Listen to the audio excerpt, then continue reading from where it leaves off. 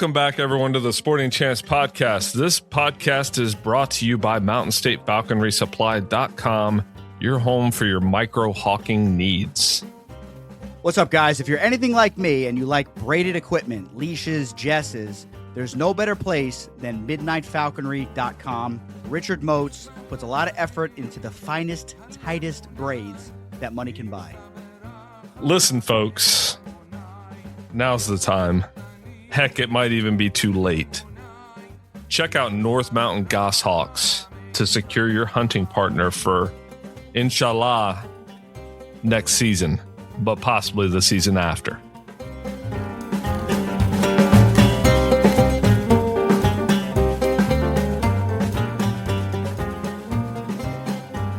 Alrighty, everybody, welcome back to the Sporting Chance podcast. Today we are going to be joined shortly by Joe and Cordi Atkinson, famous eagle falconers up in the Northwest United States. So for you guys out there who've complained about the British invasion that we've had recently, rest assured, we're going to have some American representation. We're going to bring it back for America's 250th, right, Casey? That's right. Happy birthday, America. That's what they're saying now online? Yeah. I've had people say, like, you guys are having too many British people on. And I'll be honest with you, back in the day when Meunier was doing Falconry Chronicles, sometimes I wouldn't be super excited about the British episodes either. Because I'm like, how's this going to be applicable to me and what I do? Well, there's always crossovers. Falconry is falconry. Yeah, a lot of ours is not like, it's not like necessarily how to. It's just an interesting conversation, There's some how to. We try to keep a mixture. I've been trying to analyze it lately, talking to some guests that are considering coming on, some more prominent people. And when they ask, what's the show about? And I kind of falter, and I'm like, it's educational. We're trying to educate, entertain, and conserve. And that's basically what I came up with on the fly. And it's true. We want it to be entertaining. We want some people to learn some things, and we want to conserve the sport. And I think that's good, right, Aaron? I think that's great. Should be our catchphrase for coming up with that. Yeah, you like that? I was going to say put that on a shirt, which reminds me, right now I'm wearing the new Sporting Chance shirt that's not available yet. Casey doesn't have one. I don't even have one. I'm jealous. I'm looking through the screen like Gollum, trying to get the ring. They got shipped to my house. They'll be up for sale soon. And we might have a couple little surprises for sale as well. Yes. And this is based off of the font. Or are we not sharing what it is yet, Aaron? No, we can share it because we might have this video. So the inspiration was like a old cowboy wallpaper. So my father-in-law, I saw pictures of his bedroom. His parents passed away. Yeah, time flies, but it was probably 10 years ago. And I saw some pictures. His original bedroom was still there in the upstairs, and the wallpaper was like Roy Rogers, cowboy wallpaper. So yeah. I thought it'd be cool to kind of do an homage to that with falconry in the Southwest, and probably the most popular falconry bird in the world, the Harris hawk. For better or worse. Yeah, for better or worse. Yeah, no, the artwork is sweet. We've been going back and forth on it. It turned out really nice. High-end stuff, of course, as usual. And that reminds me, none of our artwork that we sell is AI ever. We pay artists to do our artwork. Nothing we sell to you is generated by AI. And we actually recently have decided to stop doing the AI thumbnails. We made the announcement on Facebook. Yes. We were early adopters of AI. We were doing it when there was a wait list to join ChatGPT. It was like a month or two before everybody did it. But now, this was before your boomer uncle on Facebook was doing it. Yeah. Before Mike Radford got his hands on it. Yeah, before Mike Radford got his hands on it. And it was just a fun little goofy way to, personalize each episode and have a unique thumbnail. So it kind of ran its course. A lot of times there were funny inside jokes for an episode that would make a funny AI thumbnail. But with data centers popping up, consuming water and energy in like ridiculous ways, and just all in all, not being good for people, we decided to just abandon it. Yeah, we're real tree huggers on this show, as you know, so we don't want to support the machine. At least one of us. It is true, yeah. And then, it's getting bad because now they're talking about bulldozing whole swaths of land to put these places in, and it's something to talk about. They're kind of like bipartisan in the way that nobody likes them at this point. Yeah. Yeah. So they're destroying communities where they're being built. They're like consuming like incredible amounts of water and electricity. They're driving up the cost for everyone else. For what? For some like AI slop videos or images? No, that's what they tell you. That's what you think you're getting from it. It's control and information gathering on the corporate part. Of course. Yeah. And we're stupid enough, myself included, to add prompts to these apps to get answers to questions, and they're just taking it and you have a file with all your information on it. Of course. Yeah. Yeah. Because it won't answer the question unless you give it the context, and then to give it the context, you have to share about why you're asking. And then now they know literally everything in your life. And this isn't a hot take, but like, dude, all this technology, all of this, the ease of access to information and AI to compute and to do math, like, has your life gotten any easier? You're asking me? Yeah. Have you gotten less busy? Has your life gotten any easier or better? No, my life hasn't gotten easier, but it's definitely convenient to have a little supercomputer to answer any question you have. It is convenient. If I could roll back the clock to like 1995, I would, and give all that up. Oh yeah, me too, for sure. Absolutely. Yeah, for sure.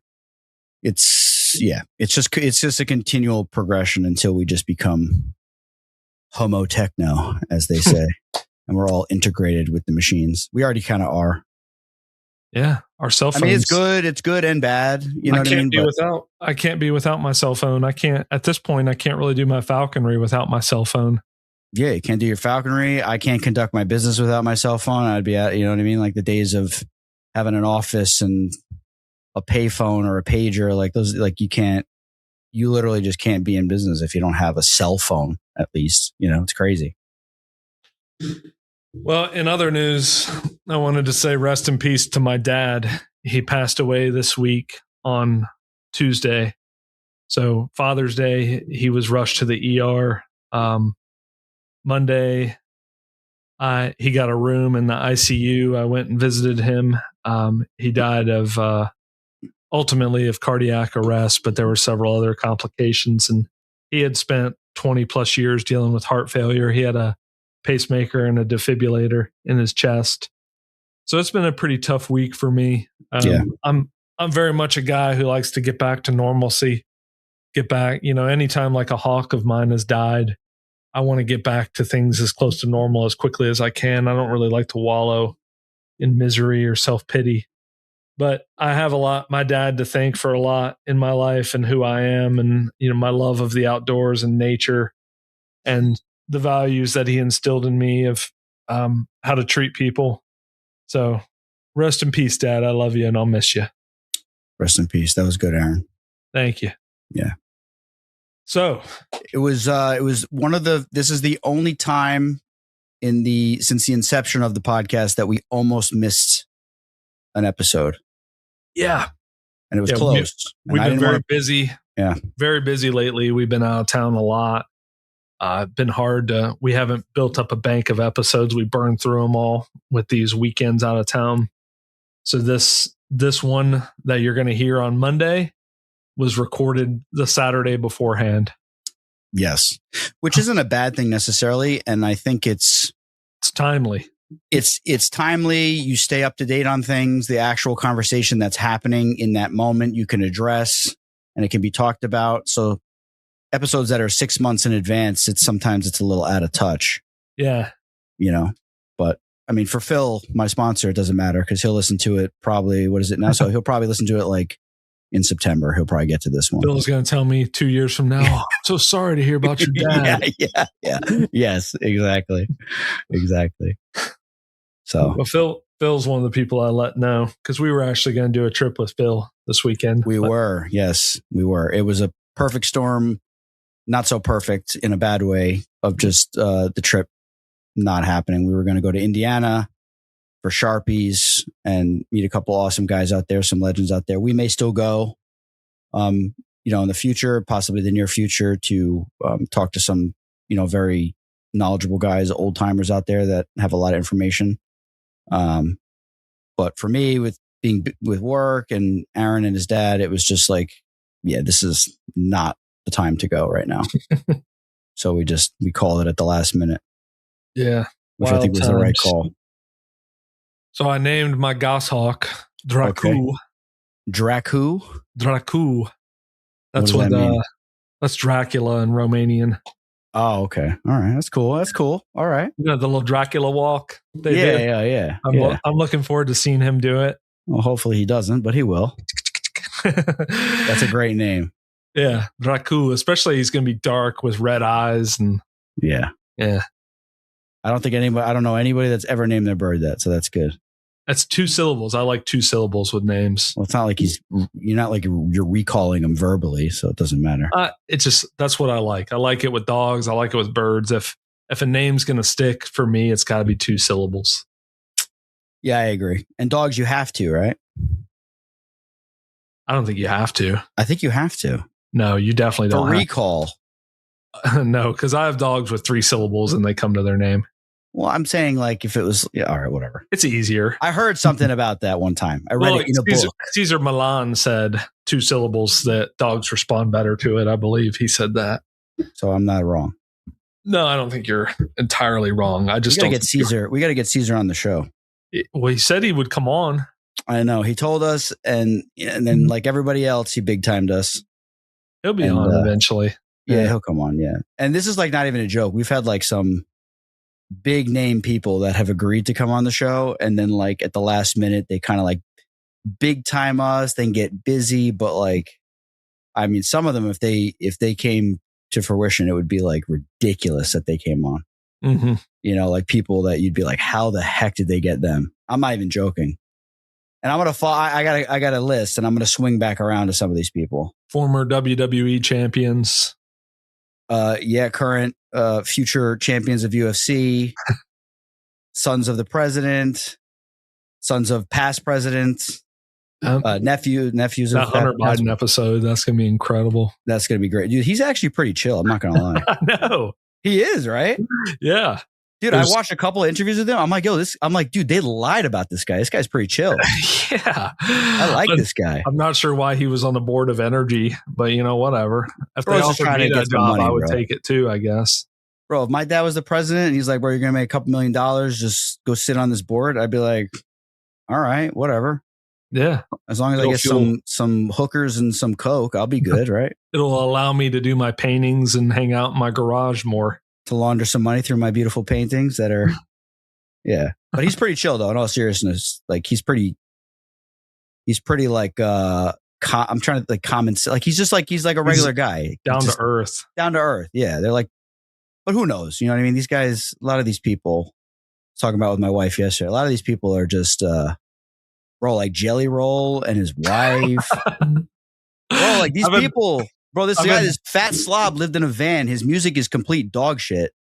And like, he's mega famous now. And then like, bro, like these people, I swear, like they have to sign a contract, bro. And they're like, listen, you're going to be famous. We're going to make you famous, but this is what you're going to do. Mm-hmm. And they're like, okay, I'll do anything. I'm just a fat pig that lives in a van and my music sucks. You know what I mean? How do you really feel about Mr. Shout out to Jelly Roll and his prostitute wife. I think both of them. Sean O'Neill's a big fan of Jelly Roll. Yeah. That's what he listens to every day, right? That's his favorite blowing guy. Up a bathroom. As he's taking a buffalo somewhere. In the words of Sean O'Neill. That's what Sean O'Neill would say. Shout out to Sean. We had to do a follow-up with Sean, right? Oh, yeah, absolutely. Yeah, he's I I think his episode was up there, like top 5, right? At least. Oh yeah, Yeah, absolutely. top 5. Especially early on before we got like some like massive names.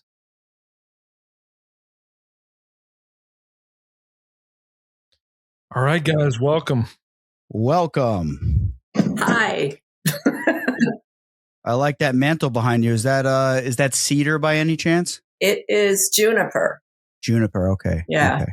Beautiful. It was made for us. Yeah. Basically, the trees, the cedars you have, those are in they're Juniperus virginiana.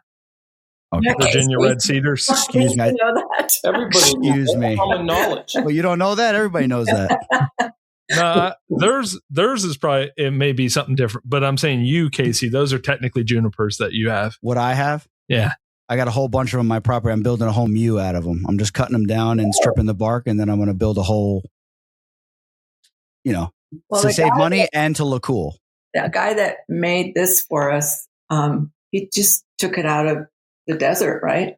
Yeah, it's the cedar. I think it's the cedars up here, or one of the ones are sucking the water out of the junipers are considered invasive right here. They cut them down by the jillions. Yeah. Holy moly. That makes he sense. took one. Might be the same ones. It could be, yeah, because ours are even here. It's great wood to not necessarily to build with. It's good, and then it's like rot resistant and stuff like that. It's good wood, but they really grow like a weed around here.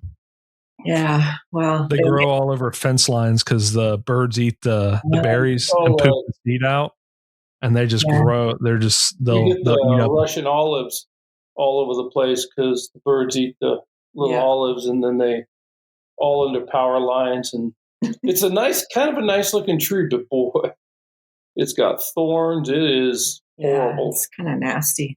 And what state are you guys in, if you want to share? Eastern Oregon. Oh, you're in Oregon. Okay, so we're like 20 miles from the Idaho border. Why wouldn't we want to share that? A lot of our guests don't want to share, really? Believe it or not. Oh yeah, a lot of them. Yeah. They're very private. Don't want to. You guys are kind of public figures, so it's out there. I don't want to give everybody our address, but we are in Eastern Oregon. Yeah. All right, folks. We're joined by Joe and Cordi Atkinson. Their address is 9375 Juniper Way. Yeah, Juniper Way. Yeah. Well, thank you guys for coming on. Well, we appreciate it. It was fun. It was a surprise. We've done a few interviews, but never a full-on podcast. Yeah.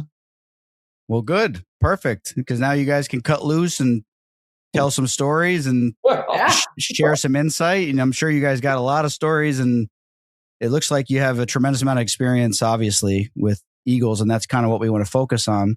But we also want to hear about your life and getting into it a little bit. And Aaron, just so to clarify, because me and Aaron did a preamble before the show. So usually we just the guest comes in and then we talk to the guests and, chat for a little while, get the cobwebs out, and then we go into the episode. We're kind of just diving in right now. Okay. But Aaron usually leads the show and kind of keeps us on a nice trajectory. And I'm more of ADD, hopping all around, asking all in-depth questions, and it gets really convoluted if I'm in charge. So Aaron's in charge, and then I add as we go. Aaron did know the scientific name, so it stands to reason he'd be in charge. Yes, he's a learned scholar, this guy. Right. All right. So thank you for that, Casey. So how, Cordi, you're a falconer. Joe, you're a falconer. Who got into falconry first? Joe. Okay. I knew nothing about it when he and I met. Yeah. So all right. You're kicking and screaming. Gotcha. I have become a falconer by default. Gotcha. It's kind of. Okay. Well, and full disclosure, back before, captive breeding and all of that, you were limited as a falconer. You could only have 3 birds, and I never really wanted to have more than 3. I mean, who can only fly so many birds? But I quickly realized that if my wife was a falconer, she could also have 3 birds. And not that I wanted her to have 3 birds, but I wanted He wanted 6, so he used me. No, I wanted the ability to, if one flew off, died, whatever, I could have a pretty readily accessible backup. So Fair enough. I convinced her. And, it's funny because I said, okay, here's the manual. And I want you to study this. And I'm going to be your sponsor. And you have to do everything I say because I'm actually the master. That's nice. she just didn't even read the manual. She just took the test and passed it. I'm like, oh boy. But she is awesome. The brains of the family here. So didn't surprise me. Oh, that's great. I've heard, that's not the first time that I've heard that of the spouse using the other spouse as a way to acquire more birds. Right. Very common. Very common. Right. Good. It's not just it's a falconry hack of sorts, as the kids would say. Yes. Figure out ways to get around the system. Yeah. And then if you get in trouble and she's not in trouble, now you still got birds that you can use. I thought you were going to say, then he just drags me down with him if he gets. yeah. That's also an option too, but we hope that doesn't happen. Well, you can't be compelled to testify against the spouse in court, so that's a good thing. I knew that. See, so had that covered. Yep. Go ahead. All right. So, Joe, when did you get into falconry? I read My Side of the Mountain, which is one of the few books I actually read all the way through. And it I don't know, it captivated me. And back then, there was no computers, so you were pretty isolated. The books that you could read and find in the library were all pretty much based out of England and the UK. It was really although you could read about stuff, nothing was really applicable over here because you had to make your own equipment, which is good. But my point is it wasn't like you could just see a manual and figure things out. It was all trial and error. And one day, my grandfather, who was a big rancher, and he had a horse riding ring. And he says, I saw this little falcon carrying a mouse, and it went down a hole in that tree. That's all I needed. So I tried to climb the tree, couldn't. It was a eucalyptus tree, which you guys know anything about eucalyptus tree, they can be nearly impossible to climb unless you're a koala bear. Yeah. So that didn't work. I went down. I got my parents to take me down to the Army-Navy store. I bought tree spikes.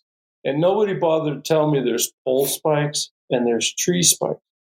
So I bought pole spikes, which are shorter, and got 6 feet off the ground, leaned forward, the spikes came out, jammed, hit the ground, put a spike through my toe.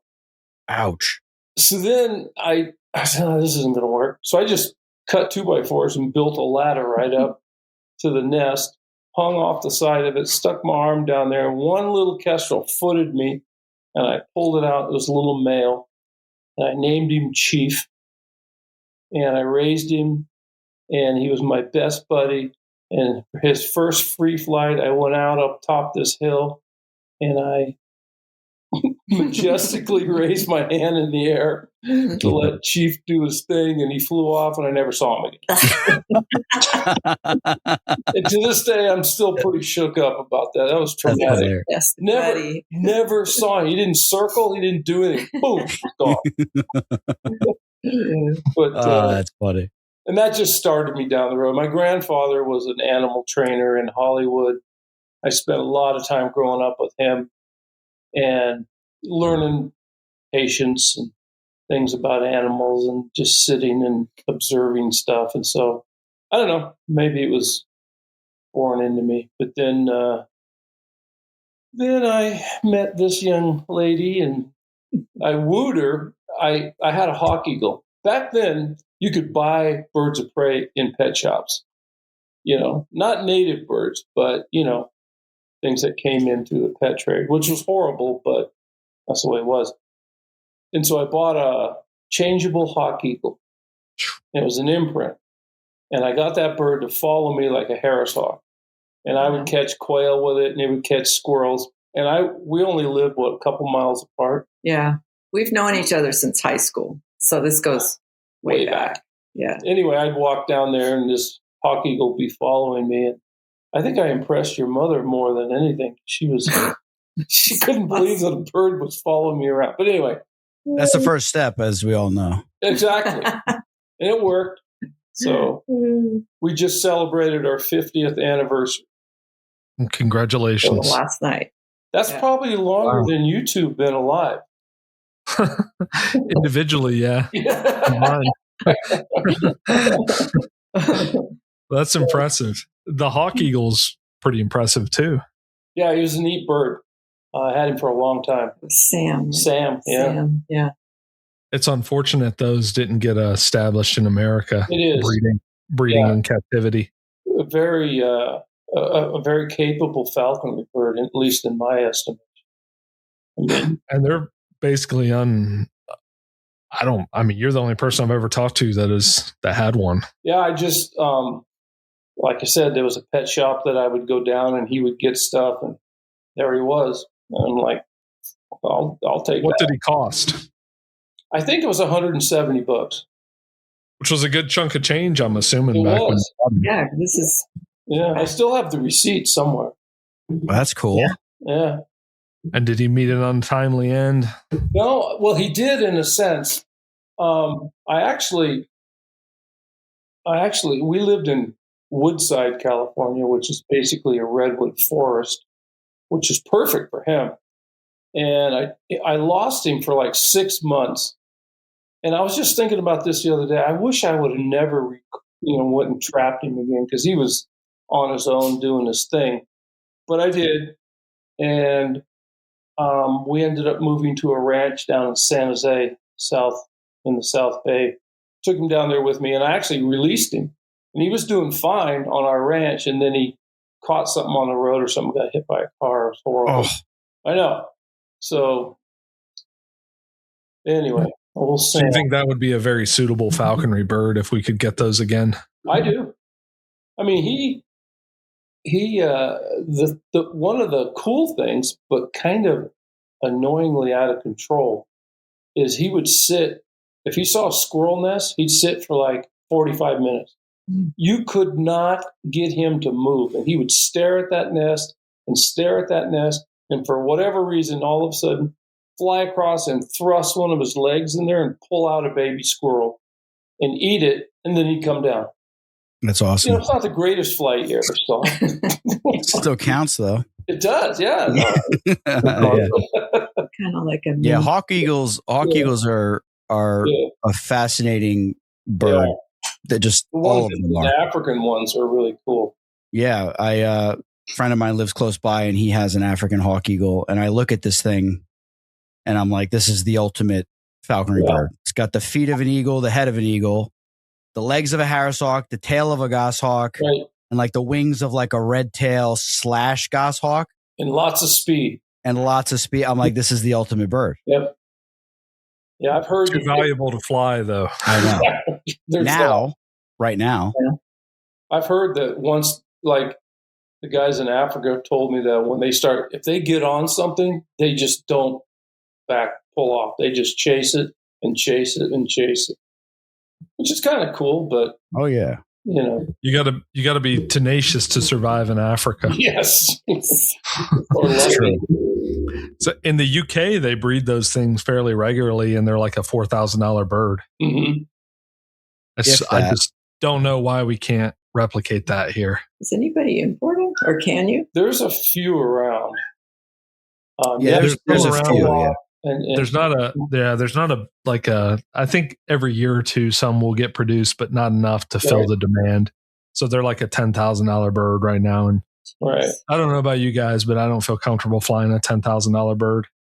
I have not flown that. No. I flew the rarest bird and eagle in the world, but not a. And what's that? A harp? Well, I'm thinking harpy, but it's probably not. That's the Philippine eagle. Yeah, there's like 200 left. The monkey-eating eagle. Let's get this straight. They changed the name because Oh, that's what they call them now, the monkey eating eagle? No, they used to. And now it's just Philippine eagle because they thought the name wasn't. Yeah. Yeah. So definitely want to get into that more with you. Before we depart the subject of the exotics and all, it seems, there's so many eagles in the world and so many eagles that would be suitable for falconry, and in a lot of ways more suitable than golden eagles, especially for. Oh, now hold on. Well, hear me out. Okay. Me and Casey live on the East Coast. Right. So that's true. So something like a Tiercel Benelli's eagle, or the hawk eagle, or changeable hawk eagle, or what an African hawk eagle, changeable hawk eagle, things like that. We would love to have access to those and to have some sort of established breeding population on the East Coast. Well, in America, but to have access to them on the East Coast. They'd be a good East Coast bird. Yeah. It depends on where you live and obviously and what game you have available. And that will heavily dictate the type of bird you're going to fly. Correct. I think if somebody said you can no longer fly golden eagles, what's your bird of choice? Because of where we live out here in the high desert, I'd go with the female Bonellis and soar, and waiting on, because they're very aerial and they're a very cool bird. And yeah. So that would be my choice, because out here, hawking off the fists, unless Harris hawks do a good job on the jacks, but the sagebrush, jackrabbits know how to disappear in a hurry. And if you don't have a bird that's willing to crash into the sagebrush, you're just not going to catch anything or have any luck. Yeah. And for us, yes, when I go in the field, I want my birds to catch stuff. I want to be successful, but we're not going out there to kill things. I hate that term, because it's a whole experience. Seeing your dog work, seeing your bird fly, flying at quality game, and if a bird gets beat, it gets beat. That happens. And when I was younger, it was like, got to kill 20 jacks, got to do this.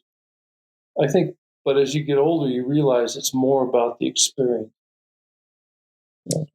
Falconers are seeing stuff that most people never see.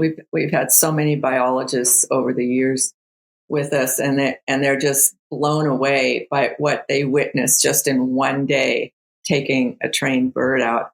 They don't, you can sit somewhere for 3 years and not see much of anything or what you want to see. So true. You'll run into a still hunter every now and then who says, like on the East Coast, I was sitting in my tree stand and then I heard all of a sudden hear the commotion and see a red-tailed hawk chasing squirrels through the trees, and it catches one. And probably the same out west, somebody might be sitting somewhere and they see a eagle come out of the sky and nail a jackrabbit while they're, waiting for an elk or something. Kind of totally by chance. A couple of years ago, I had, we call them 2 tracks out in the high desert, and I was hunting sage grouse. And I wasn't too far off the 2 track, and people go up there, they go chukar hunting. Anyway, my English pointer was on point, and I just released my hybrid, and I see this truck driving up, and I'm like, what's this going to be? And so I thought, I'm just going to carry on. So they stopped, roll all the windows down. I go in, flush the grouse, and they saw a glorious stoop. And I could hear them in the truck. Oh my God, I've never seen it. They were just going nuts, so it does happen, Yeah. That's cool. That is awesome. Yeah. So I'm assuming when you're out in the field, you don't see very many people by the sounds of it. No, it's unusual. It's quite different from most of the places that you're probably used to. I mean, we go out and there is so much open land because it is high desert, just all sagebrush pretty much. And we used to ride our horses out there too. You can go the entire day and not see another person, which is pretty cool. And it's so quiet. Sounds nice. There's one road that you can take, and you can drive over almost 200 miles and never see anything other than open high depth. We shouldn't be talking about this because Sounds like a great place to move. No, Yeah, I'm gonna move there. I think Aaron, we're gonna move out there. There's a lot of bad things. The whole family. yeah, because you're describing seeing a car pull up, and you're like, oh, what does this guy want? And I'm like, that's every single time I fly a bird, some person appears. Well, here, we're not gun happy people, but there's a lot of people that shoot everything. Right. And if you see a car pulling up, you better make sure they're not going to see something and start blasting away. It's never happened to me, only because I've been very careful. But you'd be surprised. Yeah. You give people enough opportunity, they're going to act stupid. It doesn't surprise us at all. No. Let's jump back a little bit. You had mentioned the monkey eating Philippine eagle. I'd read this years ago, I think, when this was current, when you were doing this. I think the story goes, Cordi said something like, Joe, do you want to work with this eagle? And you said no. Well, it wasn't actually me. Are you familiar with Neil Reddick? He's a wildlife cinematographer. He's in Wisconsin. He's also a falconer. He has a harpy, doesn't he? Yes. Well, he did. He doesn't have Cal anymore. But we've worked on numerous projects with him over the years, going back almost 30 years. And we were in Wyoming doing a project for a film called Sagebrush Sea, and it was through Cornell. And we were there for almost 2 weeks, living out in the desert in a couple of camp trailers. Oh, let me just jump in here. So we get like Cordy said, we've done tons of stuff, nature, National Geographic, just about any place you can think of that you see a golden eagle. It's probably one of our film. Yeah, in a film. If it's close up. At the time they called us, we were like, Which project are you talking about? Sagebrush Sea. Remember, we were a little burnt out on doing it. Yeah, but we're leading up. I know, but I wanted to tell them. Okay, so the first thing that caught my attention was, because I was kind of drifting off as the producer was telling me, oh, we want this scene, and we want your eagle to chase a sage grouse. What? Yeah, that caught his attention. Because nobody's ever done that before. So anyway, we go on this thing, and you're going to have your own trailer, you're going to have a cook, all this stuff. We're like, yes, finally. Sounded like a vacation to us. We hit the big time. Right. And, with the eagles, you don't have to get up crack of dawn because, they're eagles. What's going to eat an eagle? Exactly, yeah. Oh, no. We want to get the sunrise shining off the back of your eagle. We want those shots. So here we are, at 5:30? We were up before light every day, driving up into the mountains. No, but it was all great. But go ahead. Yeah. So anyway, one of the evenings when we were sitting around the table in one of the trailers, Neil, a little whiskey involved. Yeah, there was. But Neil started talking about the Philippine eagle because, gosh, back in the 70s, I think back in the 70s, he and three other guys had spent extensive time in the Philippines. They were all filmmakers themselves and had gotten this amazing footage of Philippine eagles. And so all these years went by, and Neil had some kind of contact back in the Philippines at the time. And they were telling him about the state of the eagle. I mean, it was never like super populated with the bird, but they told him, the Philippine eagle is in decline. There are about 200 left. And he got really inspired to go back and do another film. Plus, he wanted to take his wife and have her experience the Philippines and the bird as well. So then he got to thinking, wow, if we had a bird that, we could get close-up shots of and blah, blah, blah. And he said to Joe, would you be interested in going? And Joe's favorite word his entire life has been no. He just doesn't even think about it. No. And Neil, everybody went silent. Neil keeps, trying to convince him, because we're really good friends with Neil. And he's like, oh, come on, Joe, think about what it would be like and stuff. And Joe was still pretty adamant. No, he doesn't like to travel. He doesn't want to go that far. He doesn't want to be gone that long and all of this. So that evening, after we all kind of split up, went our separate ways, I took Neil aside and I said, if this comes about, because this was just in the talking stage and it was going to involve like a year or two of getting the proper permits. They had to get permission from the government. Anyway, I said to Neil, if this comes to fruition, he will be there. Don't worry. And Joe kind of was like, oh, it'll never happen. Yeah. And it was like a year and a half later, and we get a call from Neil. Well, we got the okay. We're going over. You're coming. It's like, I still didn't believe it till we went to get our shots. Yeah, it was. We had to go through probably more to go there than anywhere we've gone. And how long were you there? Joe was there 7 weeks, and I was there 5. I came a couple of weeks later because the initial part, well, when we get more into that, was just.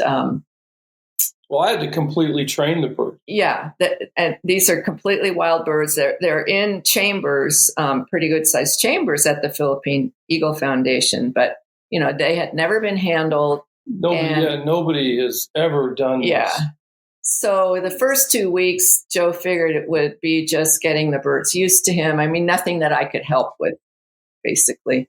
And so I came a couple of weeks later when all the film crews arrived. The first day I arrived there, well, first of all, the president of the Philippines had to sign off on it. It was a big deal because it's their national bird, and it's so endangered, right? Yeah. And they grilled me on, well, are you going to have tracking device? How are you going to get it back? All of this stuff, and it's falconry. And I said, yes, we're going to have transmitters on it.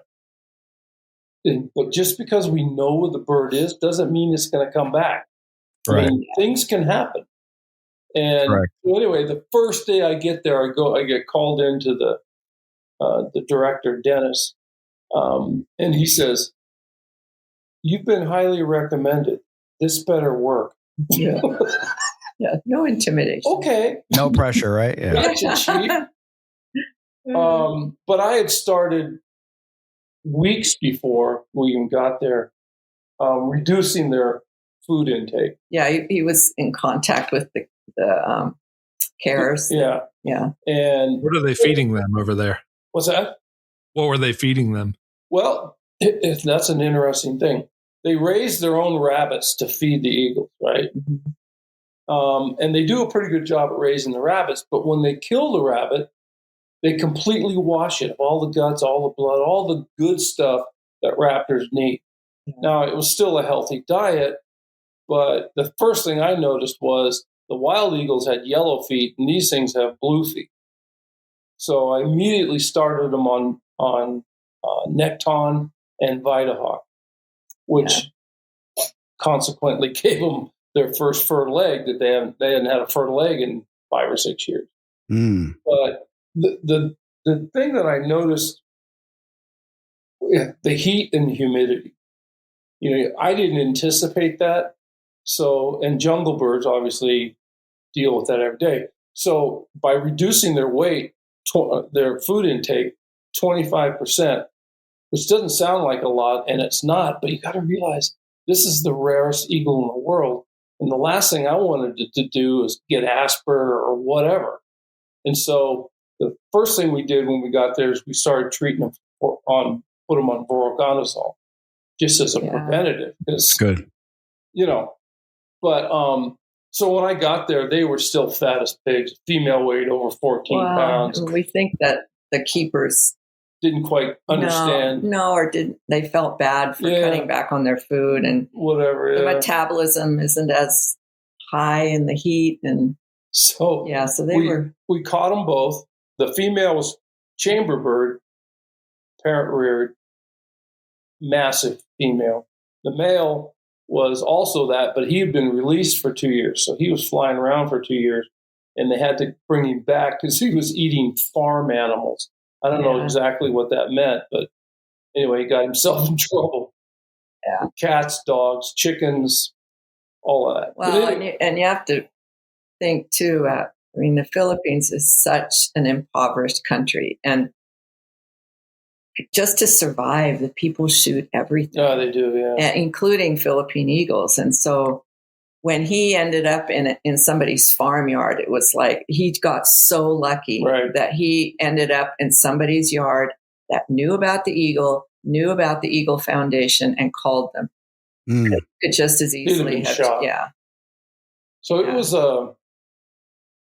you got two birds, and my job is to train them, but I have a timeline.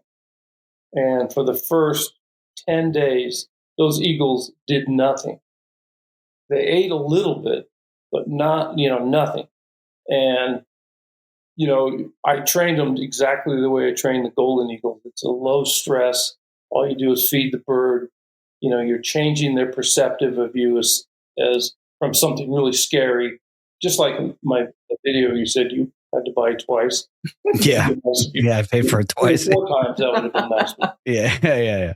I bought the DVD years ago. So anyway, you're changing their perception of you from something scary to providing food, which is, brings up another thing. I mean, these are eagles that eat primates, and I'm just a big primate to them.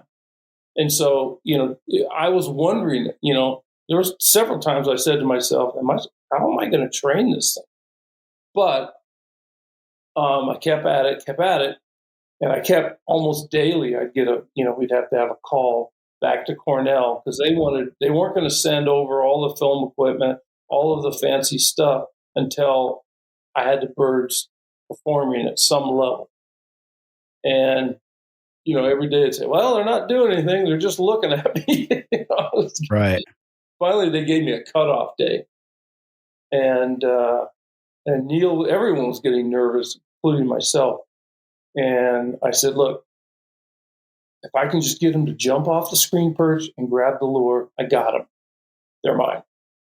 And I said, "I believe tomorrow or the next day is going to be it." And so I think it was the next day.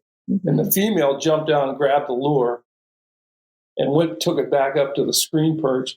And I went in, trade her off, and she's like, no, that's not happening. And I finally got her traded off, got her on my fist. And I remember telling Neil, tell them to send everything, whatever they want to send, because I got these birds. They're doing the thing. And so but it was interesting that the male we flew in the jungle, and the first free flight, you got to kind of envision there's a trail, and it's just kind of a tunnel of trees. And there's all these cameras at the end, and Cordi's standing there, and she's going to throw the lure out in the middle of this pathway. And I'm standing back with the eagle, and you can't hood them. You can hood them, but think about this. You got a bird sitting on your fist, like right here, and its head is out of the arm length of, so how are you going to get the hood up there? Yeah. And then if you get the hood on, how are you going to pull the braces? So it's a 2-man job, which involves, getting them conditioning to another person. It just became so probable. I said, forget the hood. We'll just work without it. So anyway, I got this bird, put the male on this perch. It's a tree branch. And the idea, it's a test flight. You can fly down this tube of trees on the trail. And as soon as he leaves, I'm thinking, because we didn't know, we don't know. We don't know how they're going to react. We don't know anything. I'm thinking, I just turned loose or launched a hungry primate-eating raptor at my wife. And she's kind of around the corner, and I can get there, but not immediately. And I'm just kind of listening. I didn't hear any screams, and I heard a lot of people go, "Oh, that was so cool." So it worked.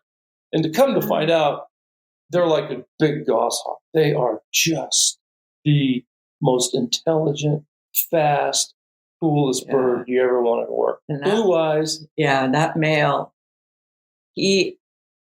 I'd say, with hindsight, after we had been there for several weeks, initially he was pretty depressed. There wasn't a lot of just looking in his eye. There was no spark in his eye. And after we started taking him out in the jungle and doing that, it was like he woke up and he was happy and he did every single thing we asked him to. He was so amazing. And keep in mind, you can't have equipment on. So I had cuffs that would snap on and off. Oh, for the shots. Right. Yeah. So when I'm flying, if he's going to foot me in the face, there's not a lot I can do about it. But I mean, literally their beak, they could take your nose right off. I mean, or take a finger off without hardly any effort. But they didn't. The female, so we flew the male and got all the shots they wanted. I really wanted to fly him at the Flying Foxes, but I never got around to doing that because he was really interested in those. And I think he probably chased him when he was out in the wild. But the female, boy, what an attitude that bird had.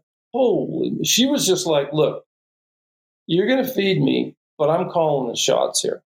Yeah, and she did not share. She didn't. What did she weigh when you were flying her? 14 pounds. That's insane. So what do you think she was before you cut her weight? I don't know. I mean, what do you think? 17 pounds? Yeah, 17, 18, something like that. That's crazy. We have a short video that I made. Shows us going in. They caught him at night, and we put the cuffs on. And I put cuffs made out of real heavy webbing, like dog leash kind of webbing that I've used many, many, many times on golden eagles. And a golden eagle would take, if it worked at it, solidly a week, maybe. And so we cuffed her up, put her on the screen perch. The next morning, I look in the little peephole. She's not on the screen perch. I'm like, what? She'd just cut through those cuffs like you would with a pair of dikes. And she was sitting over on this other perch, just looking at me like, look what I did. They were shredded. They're shredded. Completely shredded. And I'm like, okay, this might be a problem.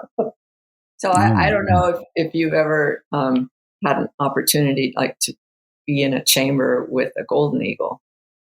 But when you go in with a golden eagle, they want nothing to do with you. They go to the farthest spot away from you on the opposite side, and they just like... We're talking about passage birds. Yeah. Right. These birds, when you walked in their chamber, they stuck their head out, looked you right in the eye, and came towards you. So it was quite intense. And they do this thing with their wings, remember? Oh, yeah. They put their wings out, and then they like this Darth Vader kind of thing. Yeah. And then they flop one in and the other one in, and they just look at you, and they... It's like, yeah. Like, I'm ready, bring it on. She, during the course of training, I said to Neil and another guy, I go, I'm not comfortable turning this bird loose because just past the Eagle Center is a colony of people living there by this river. And Filipinos are smaller people for the most part, and all these little kids running around. Yeah. And I said, and the dog.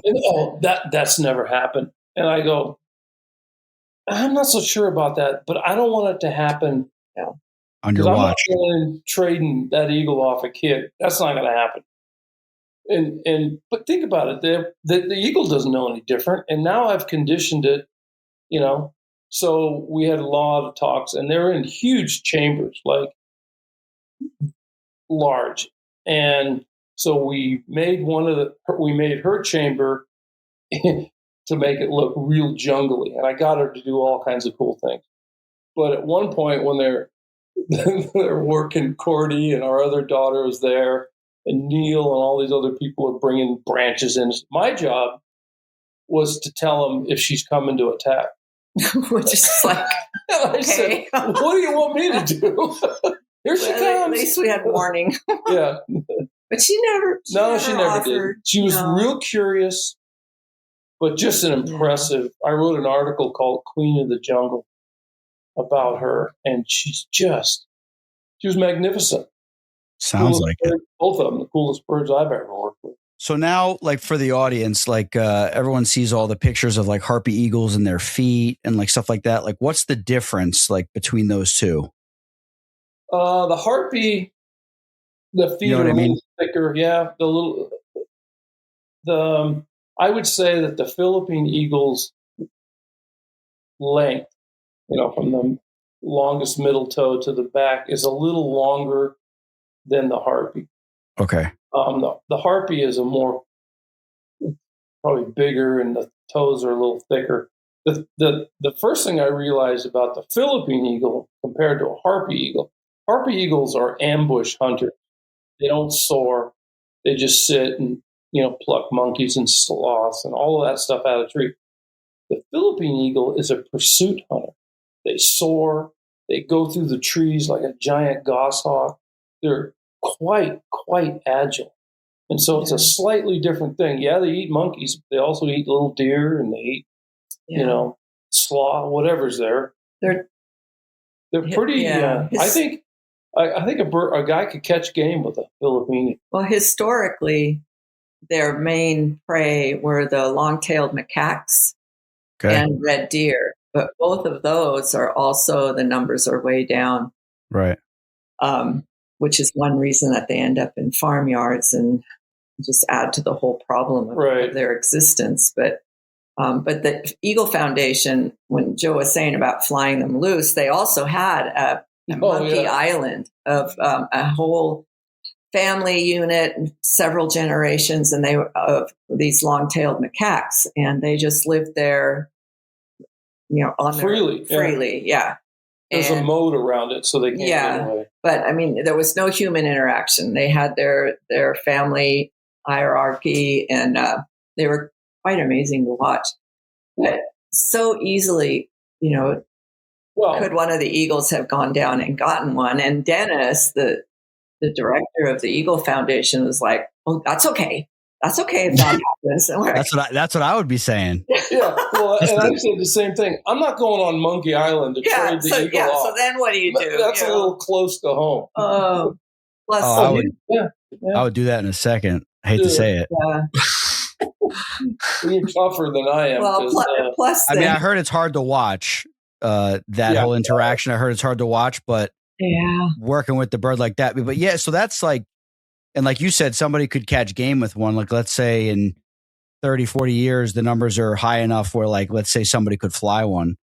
Like a bird that kills primates the size of a small child. Like, would you ever feel comfortable flying one? Like anywhere where possibly there could be a kid like in this yard? No. Because they don't know the difference. No, they don't. That's what I'm saying. It's like that's like the last bird I would want to fly. And when people say, and it's the same with the crowned eagle and probably the harpy, they say, well, they have found human skulls, with punctures. Crowned eagle punctures in them. But this is a little gross, but a Philippine eagle could go down and grab a kid. It would be over so quickly. There'd be no screaming. There'd be nothing, and it would just drag it into the bushes, and child would just be missing.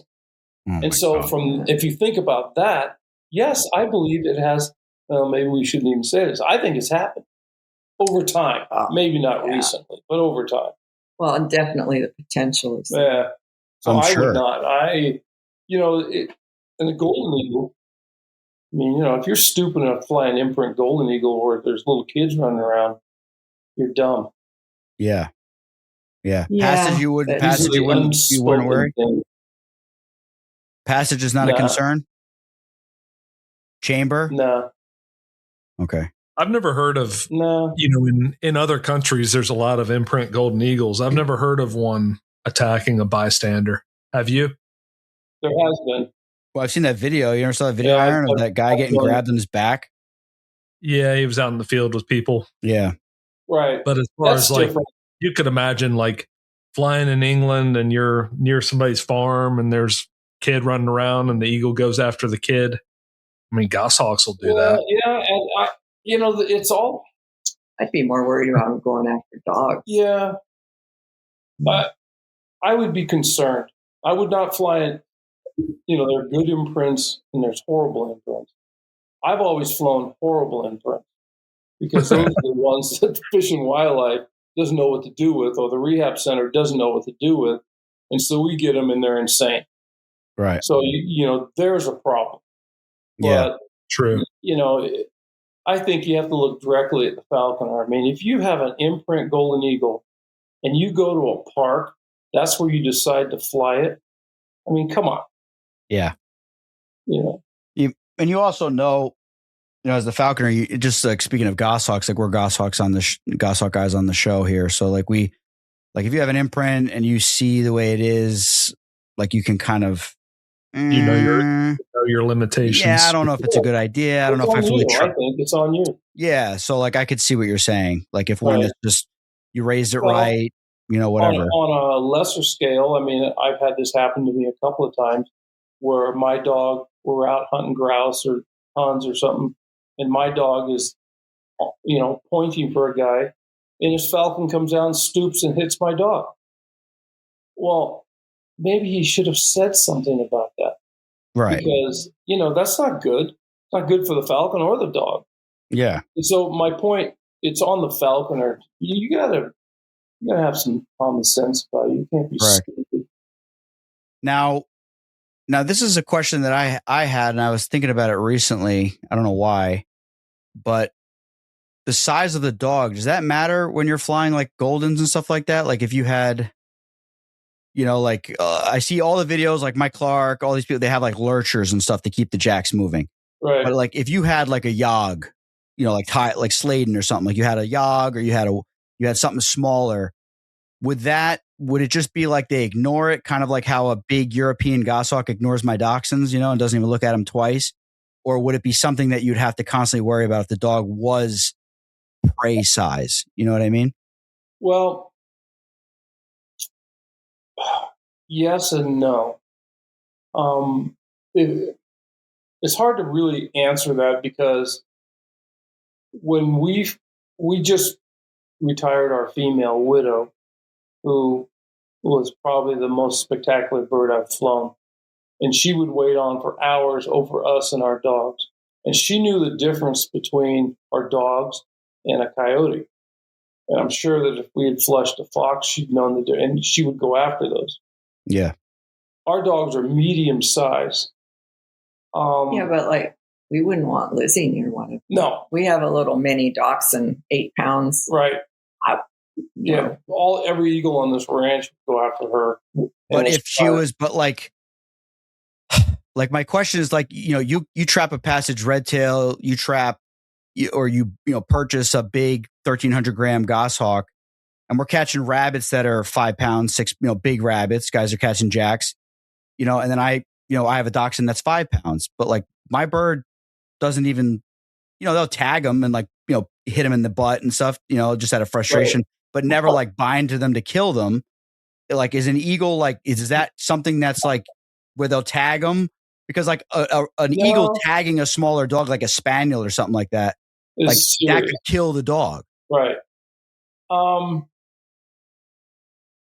think if they did, it would be to kill it. I'd be very, very careful. Yeah. So your eagles are not tagging like eagles. I don't know about so eagles are not like a goshawk where they're going to like smack the dog. I've had falcons come in and tag the dog because it didn't, whatever. Right. No, I've never had an eagle do that. I think if they were to go after one, it would be to finish them off, not just to give them a message. Right. Yeah. It would be all business. Is that because they're smarter? I think they just have that attitude. They're the alpha, apex predator, in the air, and they don't have a fear of other raptors and other animals. It's probably more likely to happen through boredom or frustration. Yeah, I would agree with. Yeah, but I mean, I was flying our Tiercel Golden in Wyoming at the Eagle Meet in Rock Springs. And there's no rabbits there, by the way, in that whole area. There's not a jackrabbit anywhere to be seen. So don't go there. Right. We have Tazi's and we have Saluki. and they're sighthounds. And I took Ayla with us because Miguel that's Tirso's name, was showing no interest in the dogs. And he's a little psycho. We're not sure what happened to him. He was transferred to us anyway. But he was showing no interest. And I thought, man, because the thing about flying whitetails is you flush them and they run a little bit, and then they get up on their toes, they turn around fast, face the eagle or goshawk, and they jump to the side or they jump straight up. It can be very frustrating for both falconer and raptor. Yeah, they're pretty cool. Yeah. So I thought, man, if I put a freakishly fast dog on the tail of this whitetail, that changes the game. And the first flight, it did. In fact, the first thing I realized, Miguel he overflew the dog and was closing on the jackrabbit, and the flight went so far that he ran out of gas. So I'm like, okay, I got to have my bird in better shape. But eagles will build condition over the course of 2 or 3 days. Okay, but my point to all and what you were bringing up is the next day, Ayla was working in and out of heavy cover. Miguel's getting frustrated, right? We're not seeing a lot of jacks, and she's a light blonde color, and she's flashing in and out. My bad. I thought I saw something. I released him, and he went in bound to her, which is horrific. By the time it was done, I was almost ready to throw up. Yeah, I had several friends there. And she was fine. Yeah, she got really lucky though. Yeah, she did. She got scared. She had a couple of punctures, but we didn't hit anything vital. I know. And so, the point is that circumstances can dictate what happens. Right. Sometimes. Right. So I don't know if that answers your question. No, it answers the question, because if it's a dog, so you wouldn't run a dachshund with an eagle? No. Not my dachshund. Not your dachshund. One of those, what do they call it? Chain maul, the nice wear. Yeah. Chain mail. Running around. Yeah. I got one that was bred by a friend of mine that I could spare, that I wouldn't mind losing. So I'll shout out to Aaron. No, just kidding. Aaron bred me a dog. She's a great dog. No, she's a great dog. I guess I'm thinking what Casey's line of thought might be is that an eagle could kill a whippet just like it could kill a dachshund. Oh, for sure. Oh, yeah. So do they? But here's the thing. And eagles are very adept at this. I think most raptors are, but eagles in particular. They recognize that those dogs are pushing prey for them. And it becomes a team. It really does. Right. Widow, when she was at her peak, would pay way more attention to what our dogs were doing than me.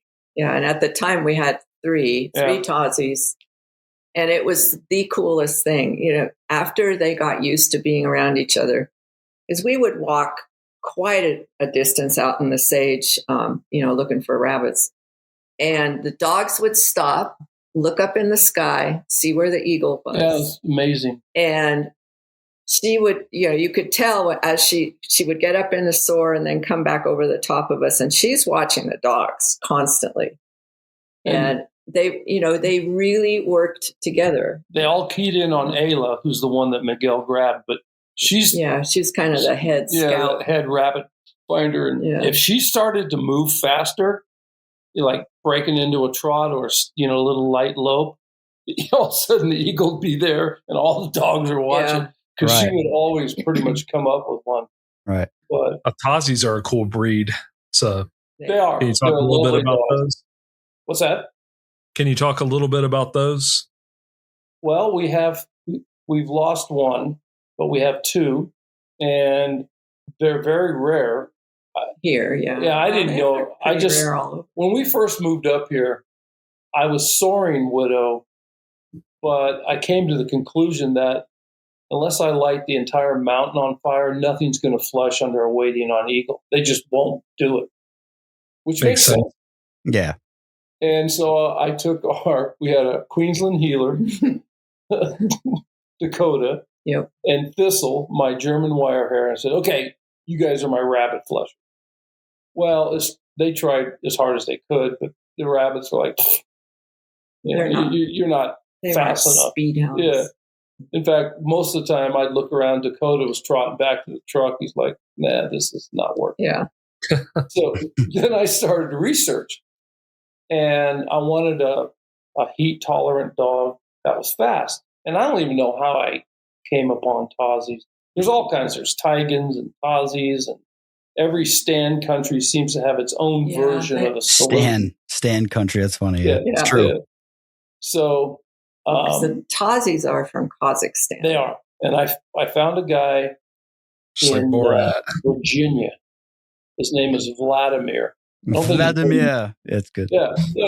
Heavy Russian accent. Oh, my God. And he says to me, I told him, I wanted to buy a puppy. And because he goes, yeah, I have several puppies. And mother dog, go off in the forest, kill animal, bring back, regurgitate food for puppies. These dogs are more like cats than dogs. I'm thinking, what am I going to get into with this? So our first one arrives, and it was like somebody just handed us a wild coyote puppy. Feral, yeah. Yeah. And that was Vladimir's doing. He didn't socialize at all. And you couldn't hold her. She was pushing you away, and oh my God. Yeah, but we picked her up at the airport, and here she's flown from Virginia in this little crate, and I'm like, oh, you poor little pup, and I took her out. I thought, I'll just hold her on my lap on the way home, and she was like pushing me away, like, no, that's not going to happen. What you are, and I don't want anything to do with you. We had to put a 10-foot piece of baling twine on her collar. So that because she wouldn't come to us. We couldn't catch her. We'd have to step on the twine and then reel her in. Yeah. Her name is Ziva. She's still around. Yeah. She is. She's out here somewhere. She's 14 now. We call her, she's freakishly athletic. So she's an android. But then she can morph into the hemorrhoid, because she doesn't really want to do anything you want her to. No. Aaron's got a couple hemorrhoids. He's familiar with that. Yeah. Well, their whole makes sitting very painful. Right. No, their whole breeding is to be aloof. Yeah. And they're very smart. They have a mind of their own. They don't, and we've never expected to teach them anything, sit and roll over. They know their job, and it's been so funny with every single one of them. At home, you call them, they maybe look at you and just keep doing whatever they were doing. They just pay no attention. Right. They acknowledge you. Yeah. So we thought, well, what's going to happen when we take them out there? There's all this open land, they're just going to go pew and be gone. They turn into a completely different dog. They are all business. They know their job. They come back after a run. You don't even have to call them. No, we don't even have tracking collars on them anymore. And they come back to check in, and then they're off doing their job again. It's truly a transformation. Because where we go, one right there, there's hundreds of miles. And I was thinking they're just going to start running, never stop. Yeah. But that wasn't the case. Right. No. And the very first time we took was Ziva. Was it just Ziva or Ziva and Khan?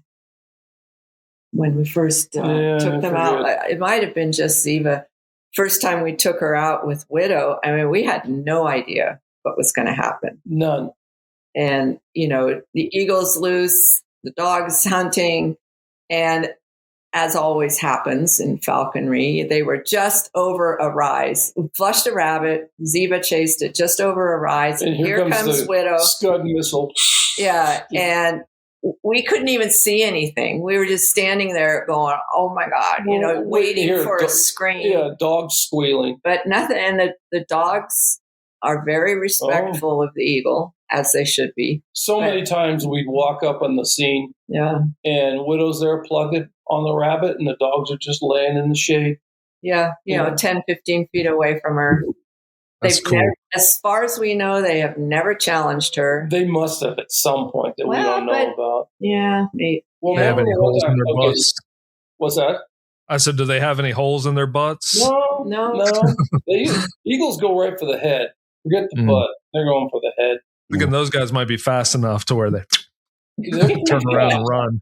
Well, one time we flushed a rabbit, and Khan up until we got Ezra, was our fastest. And when he would take off, you had to turn because gravel's flying back.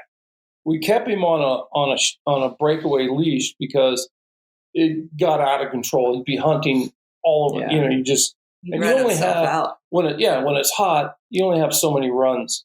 Right. You have to pay attention. Eagle can stay up forever, but anyway. So Cordi is leading Con. Rabbit jumps. She releases him up this kind of slopey hill, and you can hear Widow. You can just coming in, and we see Widow go down, and then we see her pitch up and kind of hover, and then go back down. We hear a rabbit squeal, and we're thinking that's weird. Usually she just goes in and bang. Yeah, but she was back up in the air. Right. So then all of a sudden here comes Con with a rabbit in his mouth, running back to us with his eyes bugging out of his head, and Widow right on his butt, flying him down.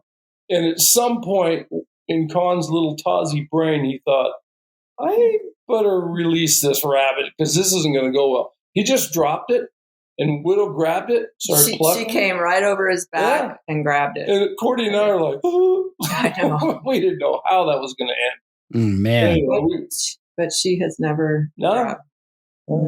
She would. She absolutely would, but she not to our knowledge. No, and like I said, I mean, it was very clear that they worked as a team. Absolutely. Right. Yeah, absolutely. Yeah. I mean, the main reason why I asked that question, and thank you so much for that information, is because when Teddy Moritz, East Coast, and if you've heard of Teddy Moritz and the Dachshunds and all that, everybody was like, and then when goshawks were more readily available, the Europeans specifically, everybody was like, you're crazy to fly a European goshawk around a dachshund. It's such a bad idea. It's a recipe for disaster. And it basically just turns into exactly what you described. Yeah. Where the bird understands what the dog is doing. It could easily just kill that dog whenever it wants. It's the same way with red tails. Same way the red tail could easily kill a dachshund. And it's like, it just turns into this perfect situation. And the bird is smart enough to understand even a red tail or a goshawk compared to the intelligence of an eagle. Right. But it's like, you really, with something that small, you would really only have one mistake with an eagle. Well, and that's true. And I'm not saying it would be impossible to fly a dachshund with an eagle. I would not want to do it. No, because you literally have one chance. And if it goes wrong, the dog is probably, the lungs are punctured and is dead. Yeah. It's over. Well, and like I was saying about the dogs going out there and knowing their job and the eagle working with them.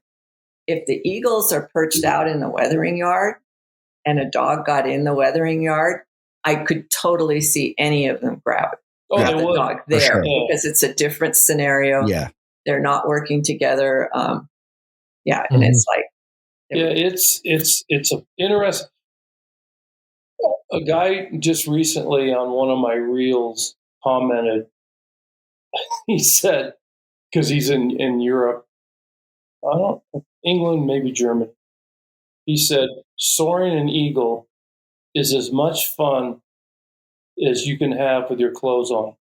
That's good. That makes me laugh every time I think of that. Yeah, I think he's in England. It is, in my opinion, the ultimate way to fly a bird. Is soar from Let's a soar. Let's talk about that. Good idea. So how do you even begin to do that? All these birds will soar, red tails will soar, but honestly, I have no idea how I would even approach it. Mind you, I live in the East Coast where everything's forested, so there's no opportunity. Right. That's going to create challenges. And red tails, like you said, red tails, eagles, ferruginous, all of those guys, Swenson, they can all soar. That's what they do. But the issue becomes to get them to soar when you want them to. And red tails, let's just talk about being out here because this is optimum soaring country. No trees, rolling hills. And a red tail can soar in less favorable conditions early on in the training than a golden eagle can. Because what does a red tail weigh? 3, maybe 4 pounds. Well, Miguel is just under 7, and a female is going to be 9.5 to 10 pounds. So they need more lift. Now, an experienced bird in the wild can soar anytime, anywhere. But I'm talking about getting one to understand what you want it to do. So what I do is we have 3 hills. We have, the beginning hill. And if I would love to soar a red tail because I love red tails, flown a bunch of them. I would take it to that hill and let it, just play slope soar on the side of the hill. Because what you need to have happen, just like you're flying a long wing, you need that bird to understand that it's got to be able to look down at you and know that's where the food's going to come from. Because if you just walk out there and your bird catches a thermal, you're probably going to lose it. Because it doesn't know, it has no experience. You can throw the lure all you want.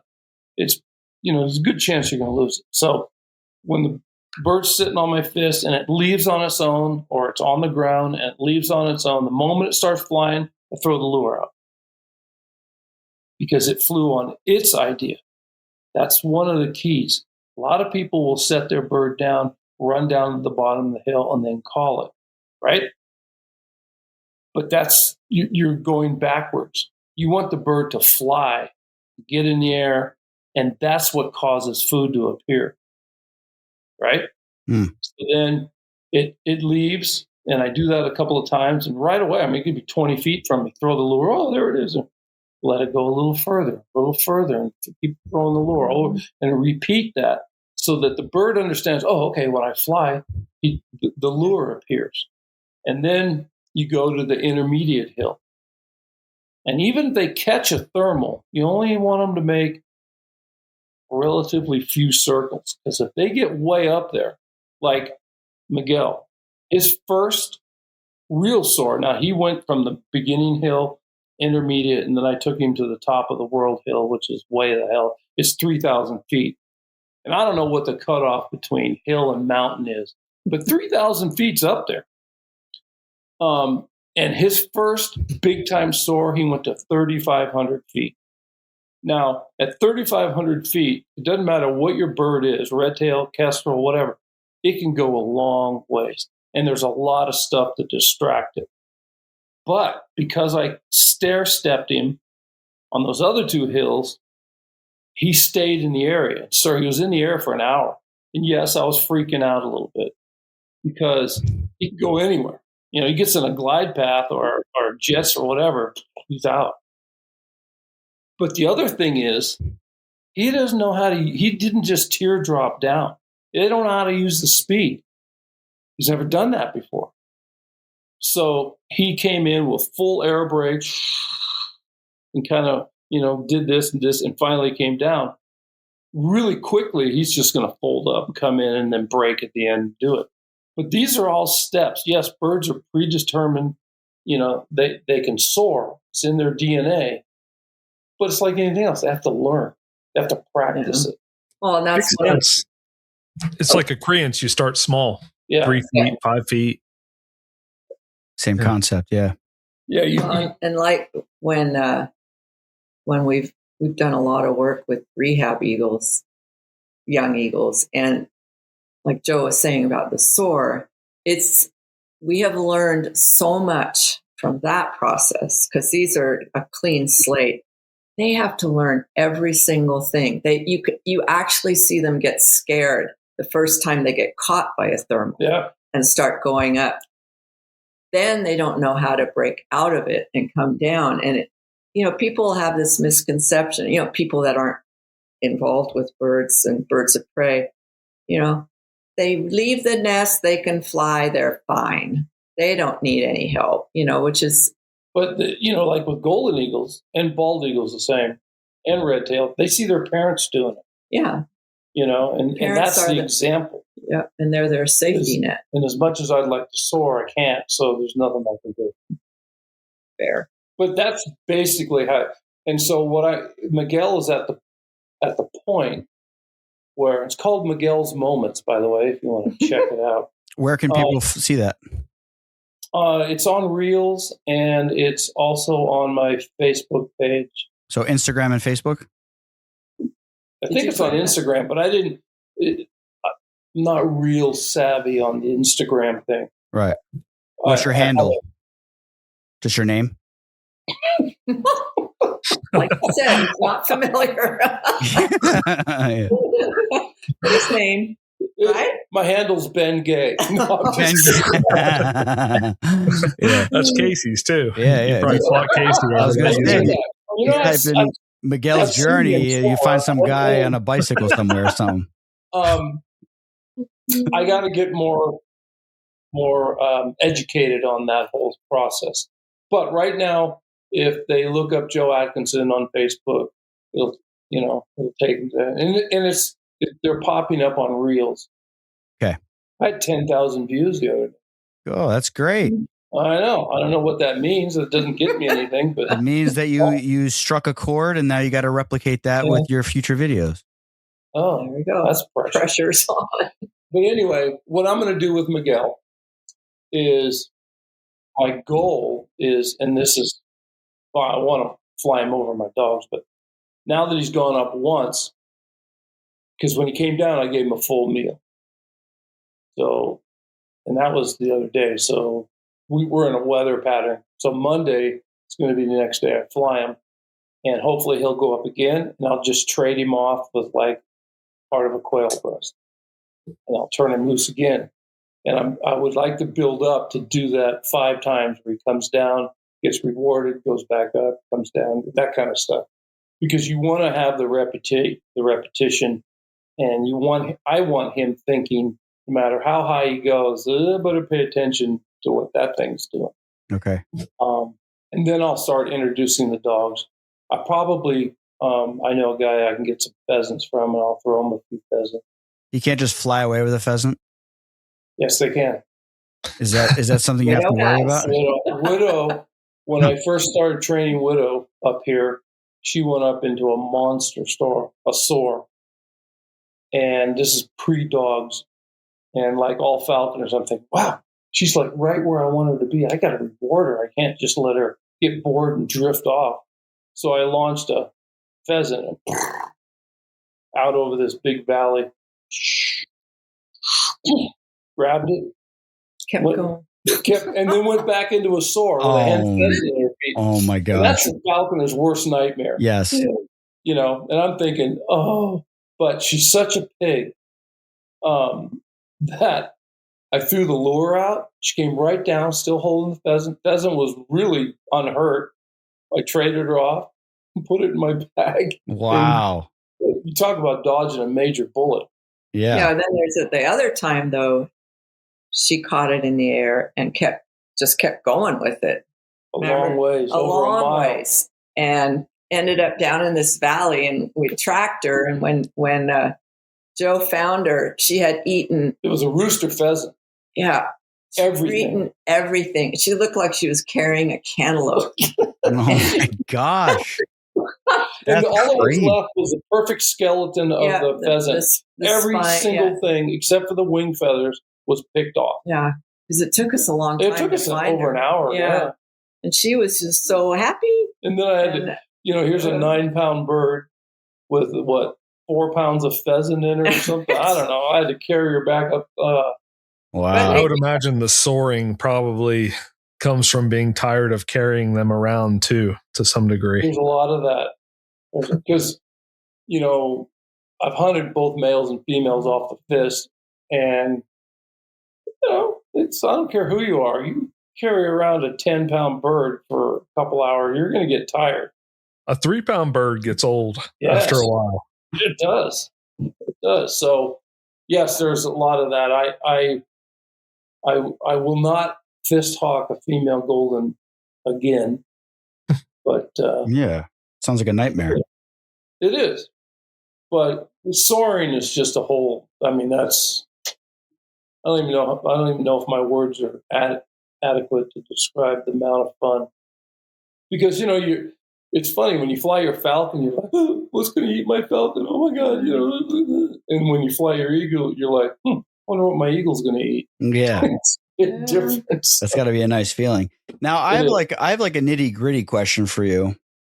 Like, with goshawks, it's like, oh, don't call them to the glove, call them to the glove. It can kind of snowball and become, where they overshoot and grab you, or like, depending on the bird's personality. Like Right. when you're training eagles, are you like calling them to the glove ever, or is it all to the lure and then stepping up to the glove? You know what I mean? Like, yes and no. When you're soaring an eagle, I don't recommend calling them to the glove because they come in with not every time, but they can come in with a lot of speed. And especially, you know how it is in falconry. Oh, my bird's slightly hungrier than I realized. Right. Or whatever. So I call them to the lure and then trade them off. When I'm fist hawking, you flush a rabbit and your bird chases it and misses. They'll either land or just make a big arc and come back and land on the fist. And eagles get to the point where they're almost dog-like in the sense that they're not flying to be fed by you. They're flying for the excitement of chasing things. So when they come back, almost all of my eagles get to the point where I'm giving them a piece of meat about the size of my little fingernail, and they just drop it. It's not about that because they know you're going to provide them another flush. Right.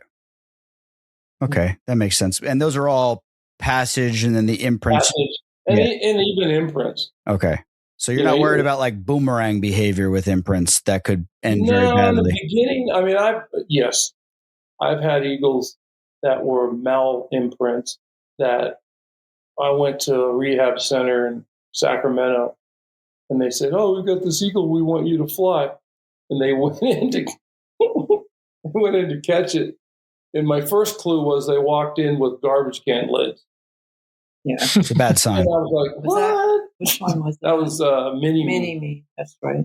But he had broken his back as a fledgling and a leg, just a little downy, and he was paralyzed. And somebody got him to Vicki Joseph, who's a world-renowned avian raptor vet. And Vicki she goes, "Well, I'm just going to try some stuff on him." And one day he just stood up. I mean, obviously they were feeding him. They didn't think he was going to make it. And he stood up. So to say he was insane is probably a mild understatement. Jeez. Issues. Because when I was standing there before they even went into the chamber, they have a huge chamber, it's like the size of a basketball court. He slammed into the net trying to grab me in the face. And I said, "What?" Oh my God. Thanks a lot. Well, and I mean, you can't breed golden eagles. Right. Yes, you can get drawn to go trap one. But otherwise, like every single eagle that we have had has come from a rehab. Yeah. Where they have, to save them, they've had, in their mind, negative experiences with people. Right. They've been handled almost daily. They've been medicated, or they've, a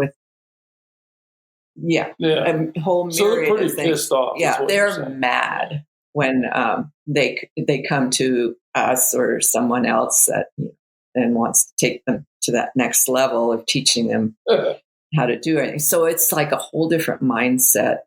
And Mini-Me, that's what we called him. I don't know why. Because he was a mini jackhammer. That's right. Yeah. He would fly at you, fly to the glove, but he's coming at your face. Right. You literally were catching him with your glove, and then he would bind to it and go, "Oh, there's some meat there." Well, the current one, Miguel, that Joe's been talking about, used to do the same. Do the same thing. Yeah. That's scary. He's your friend as well. You can be best buddies. Right.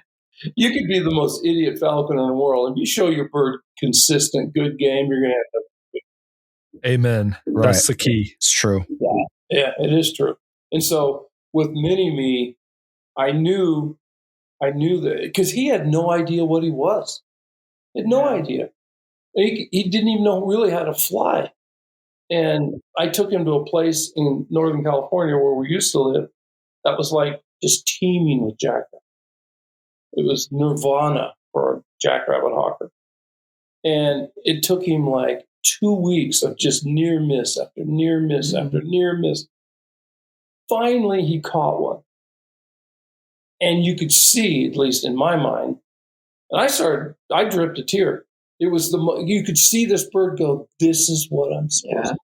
And we've seen that. And I just let him have his, he just had a field day with that rabbit. And to me, I'm like, cool. If you drop dead tomorrow, at least you fulfilled part of what you're supposed to be. And we had him for a number of years. Took him to Kansas, and on Monday he doubled, caught 2 jacks. He was flying great. Tuesday, driving out the field, he fell over backwards and died. Yeah, in the back of the truck, we had blood clot. Yeah, blood clot. Yeah. Did he hit something, or it was just freak accident? All of the injuries, and he had surgery, just something.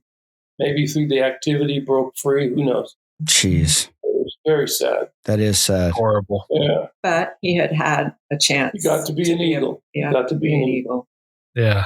That's awesome. That is awesome. That's incredible. I bet that's super rewarding to take something like that who, like you said, he didn't know what he was. Right. And, no idea. Shape him into an eagle. All he was just pissed at everything. Yeah. They're pissed at life. And it's kind of the same way with a bird that, that fell out of the nest or arrived in a rehab center, like Cordi was saying, and they have all these things done to them. And then here we come, and we start doing things to them that they like, but they don't know they like it, like feeding them. Eagles are simple. Feed them and fly them and hunt them. That's all they want. But you can see them becoming a bird. You can see them starting to master the things that they were supposed to be doing. And people ask us over the years, how do you know when it's time to turn one loose? Well, we just know. Well, and throughout the process, there is a point where they become, you can just tell that they're less dependent on us. Yeah, you get to, because as a falconer, you can turn that in your advantage, like dropping their weight a little bit, keeping them dependent, or you can turn it the other way by raising their weight and still putting them in a position to fly and hunt and soar and all that, but they're becoming more independent. And then it gets to the point where you're like, can I even get this bird back tomorrow if I fly it? You're walking a very fine edge. I had one female, she's a pretty big bird, and we were flying her out here, and she just took off and soared. And she was like days from being released. And I thought, this might be the day, although I really want my transmitter back.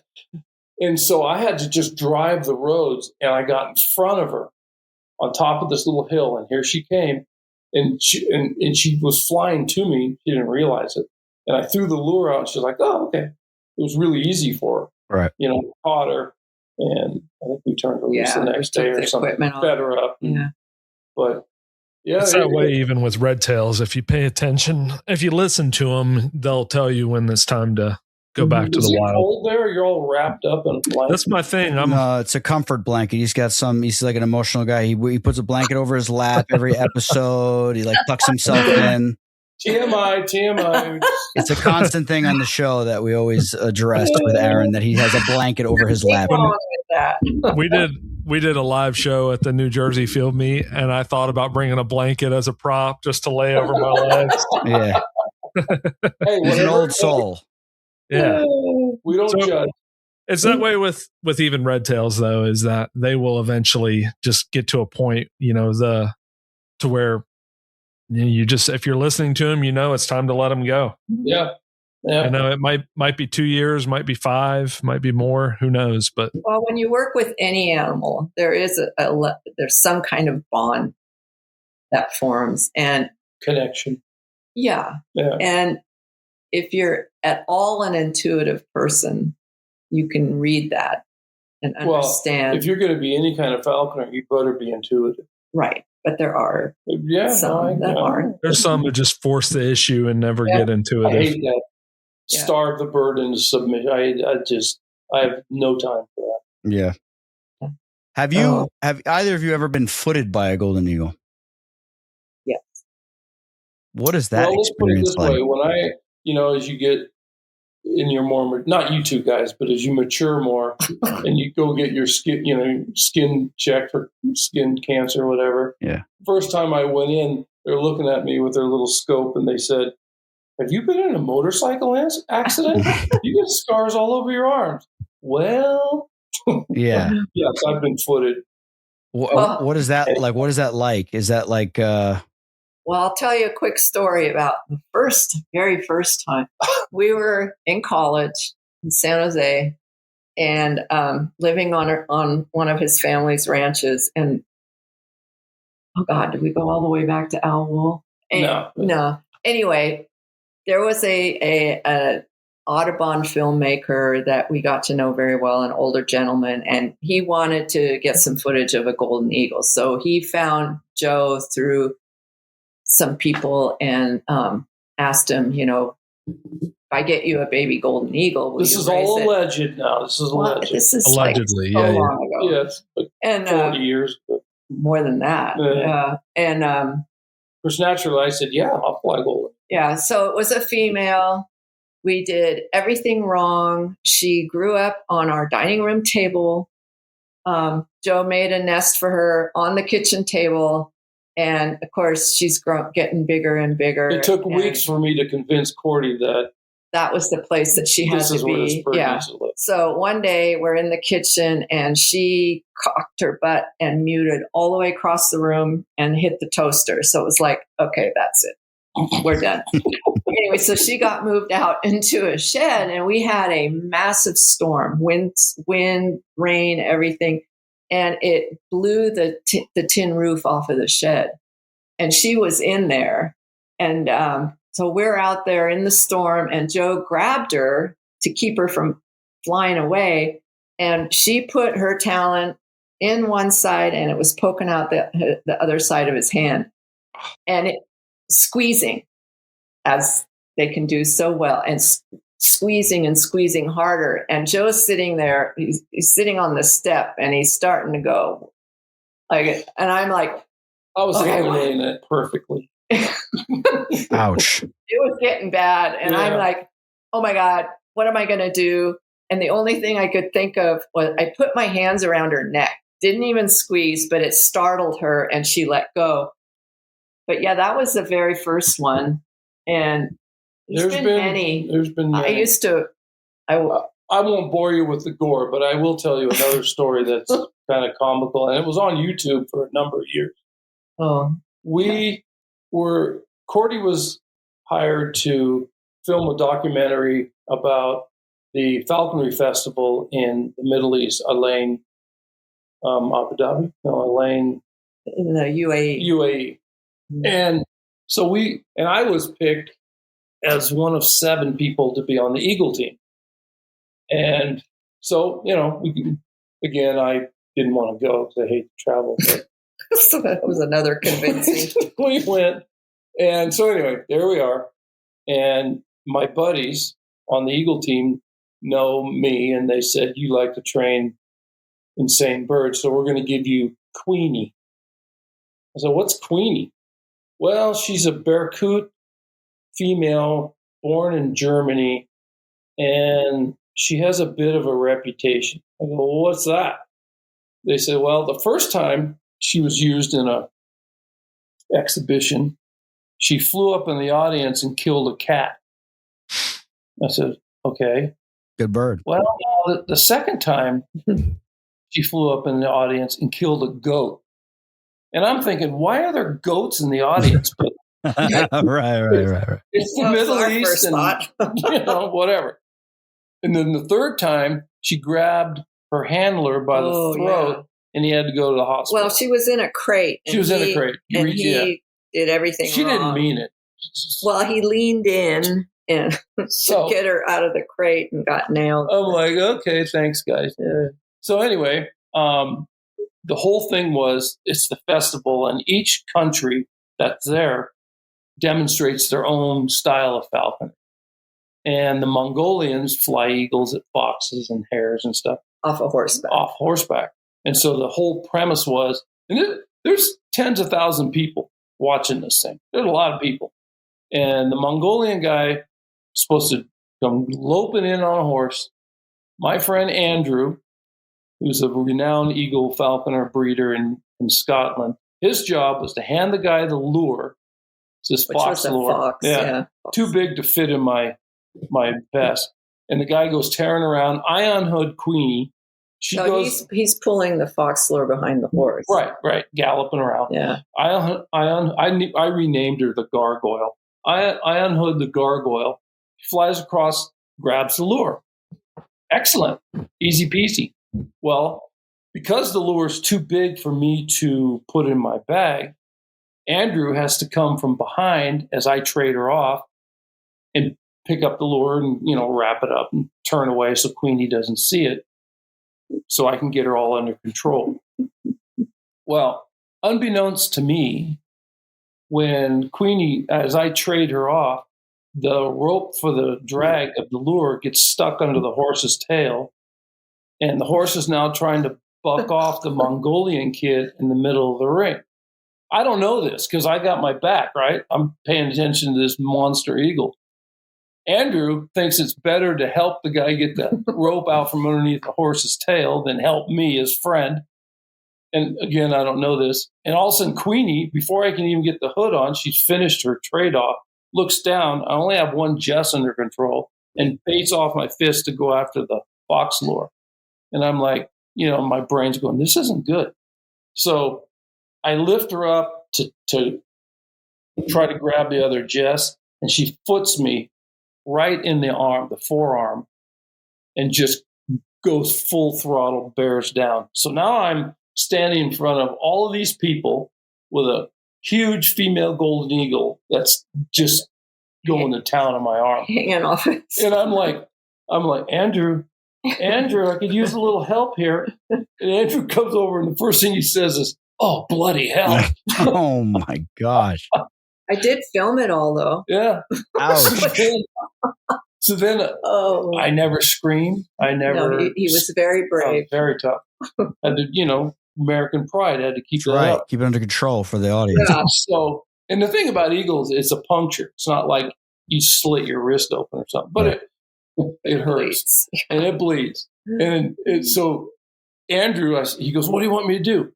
I said, "Just grab her back talon and I'll just roll my, and we got it off." And so it shows me as I'm walking, get the eagle under control. She was hooded at that time. And I just kind of glance at my arm, just walk off in front of all these people. You hear the announcer go, "Well, there's a trip to the hospital." Oh, ouch. That was, but anyway, somebody put that on YouTube for a long time. Oh, that's nice. It was horrible. It's probably a pain in the neck to get that off there, I would imagine. I didn't even try it. Oh. You mean the eagle's foot or the YouTube thing? Both, actually. Yeah, now that I think of it. Yeah, I don't even know who put it on there. I mean, if an eagle grabs you and just crunches down and you're by yourself, like, what do you, like, grab the head and squeeze or whatever, or like what they say to do? No. Mouthwash? What is it? Someone said something about mouthwash, right? What is it? You spray mouthwash or something, and that, like, really? Yeah, I heard something about mouthwash can work. No, I've never heard that. Where would you get mouthwash? You'd have to walk through your house, dripping blood all over the house, and get mouthwash, and like, it doesn't hurt them, but it like freaks them out, like shocks their senses, but it doesn't hurt them. Something like that. I read something. Never heard that. No. Yeah. The best thing to do is avoid it. Well, yeah, of course, yes, of course. Well, the first rule of eagle handling is always control the feet. Yeah. I don't care how tame the bird is. I don't care what. Control the feet, because you'll make a stupid movement, and I've learned a lot of stuff flying eagles because I make a lot of stupid things, make mistakes. Ooh, that didn't work. Yeah. So if you don't control the feet, you're asking for it. But usually, if your hand's free, particularly with a passage bird, you show them the hood, and they're going to be like, "Whoa!" Now, one time, I had a female passage that she was hooded, and she locked down and went through my eagle glove. She was a massive bird, and I thought she was going to break my arm. Mm. And so, I think that sometimes I come up with good ideas. I walked her over to our dog kennel, At the time, this was in California. The dogs were jumping up and down. I unhooded her, and she went, whoa, and let go. Smart. For that bird, we talked to our pediatrician. Our girls were still little. Yeah, that's right. Yeah. He made an arm cast for Joe and then slid it in half, basically, long ways. Yeah. And he would put that cast on his arm and then pull the glove over it because she was so strong. You could no longer see my wrist. It was just all filled with fluid. Yeah. Because every time I picked that bird up, she'd just be like, Ooh. She was horrible. It was a horrible bird. Wow. And when I put that on there, I said, okay, you bitch, squeeze all you want. Yeah. And she only did it once. Yeah, there was no like muscle twitchings from me or anything. This is no fun. That was it. Yeah, some of these birds wanted the reaction. Yeah. No, they do. They 100% want the reaction. I had one that would would bite, squeeze the glove, bite and twist the glove, goshawk. And then she found that she would only get a reaction when she would reach past the cuff of the glove and bite my skin. Oh, yeah. And then she would always do that. She'd bite and look at me, and then you would see her like reaching out, like with her mouth open, and I'd be like, stop. You know, like she knows. This would ask the question, why do we do this? What is the attraction here? Well, they want to feel something squirm. Yeah, they like it. Even if it's you, I think sometimes. Yeah, Eagle falconry is not for everyone. And it's not, I'm tough, I'm a big man. It has nothing to do with that. Some people just don't tolerate pain. Right. And I know guys I'm a decent sized guy. I know guys that are bigger than me that won't even come to the back of my truck when I have an eagle in it. Yeah. So it's an individual thing. Yeah. But if you're not prepared, if you handle an eagle, you're probably not going to get bit unless it's a bald eagle. Right. Because golden eagles rarely bite your face or any of that. You are going to get footed at some point. Your free hand? Yeah. Really?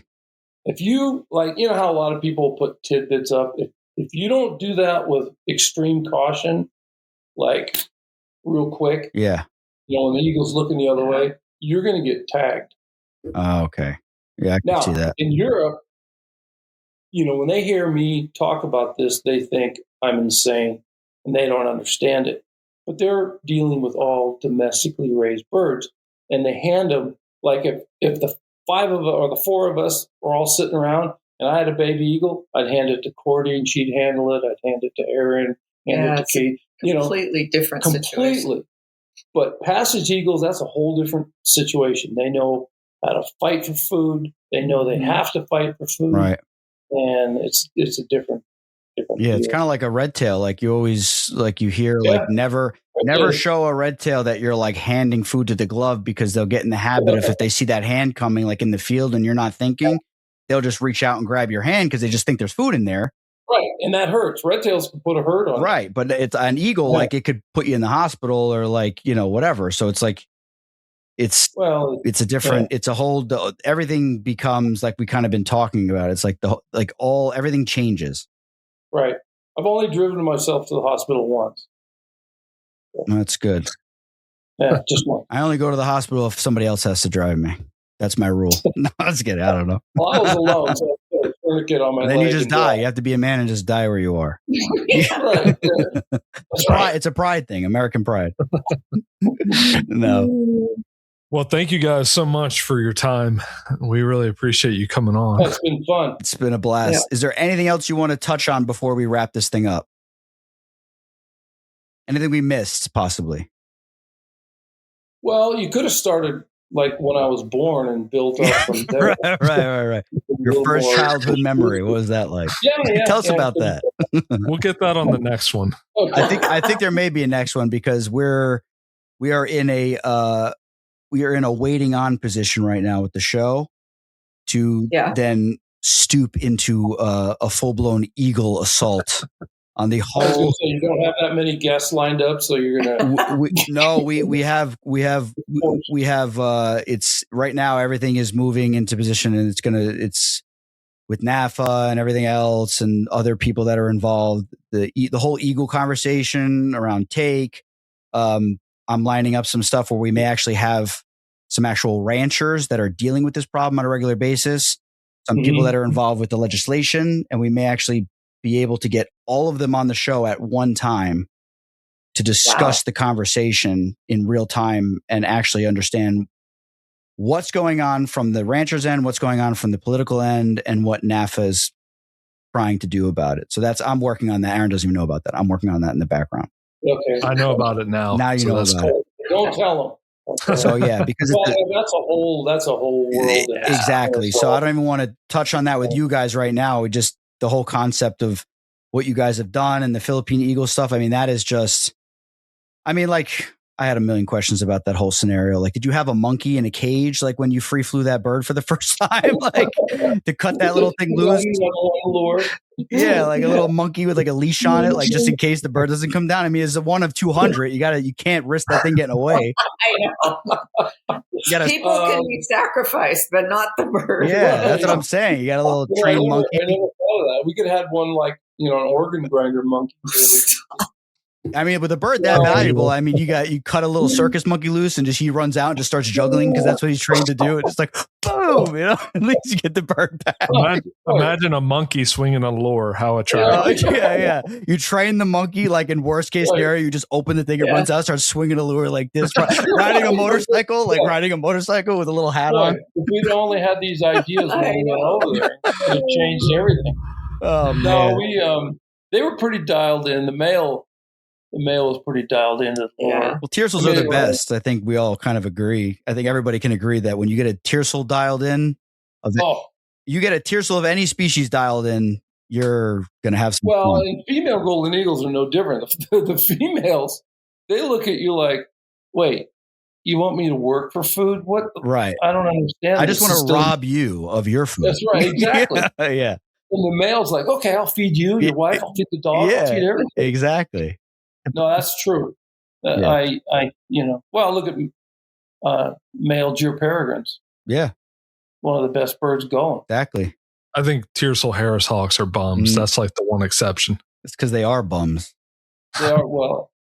Let's not go into the Harris hawk. No. We don't want the listeners to just tune out because we're talking about Harris hawk. We don't want them to get bored.